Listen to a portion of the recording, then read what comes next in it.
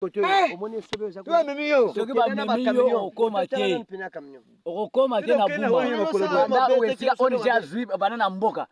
Tikuna papa kotambola te kuma kolofoni 1000 hectares wana papa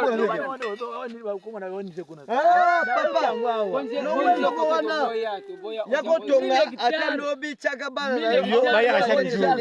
yo esika no kokoma te pe mutu pe ndete ngande na zabo soko tenda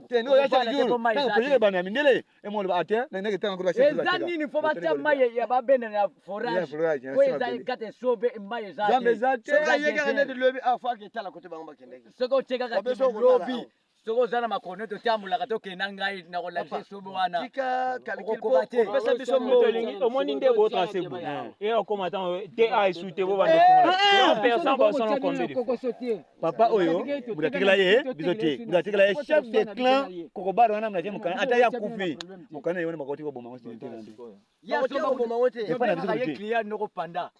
panda yeto benga chef de famille bizote po ya pesa mbongo pana bizote bizo kuti bakoko bizo kuti bizo benga inoko to gagner temps to gagner temps bo sala ngo ndenge bolobi wana to silisa awenda 50 200 boye sili la pesiko na zo idée ya kosa de kamusu parce que lobby il faut na bima soko bi otindi ba bord ne po sentir que était makamba ba bord ngaje sel malelo c'est why ba born babonti na pourquoi babor mais babonti na pourquoi fie na borne na ngamba bale liga bibale na pourquoi to fie biloko ani boso de sina bongo ya bonne na ngamba kundaki yango na mabele bakuna mabele pasi ya nini mojai yokela na bonne ayete ndete kuna kutazana problème ba borne nete lokola mate boye nde wazo borne fait la nande boye feko mati place pour suka boye azu ya kiti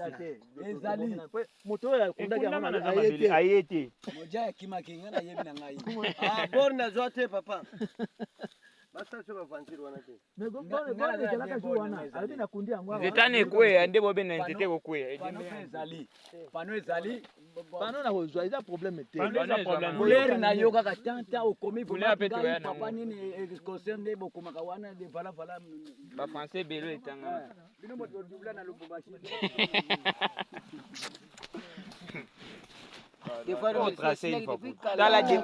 depuis tokotaka 8h à 12h tout ça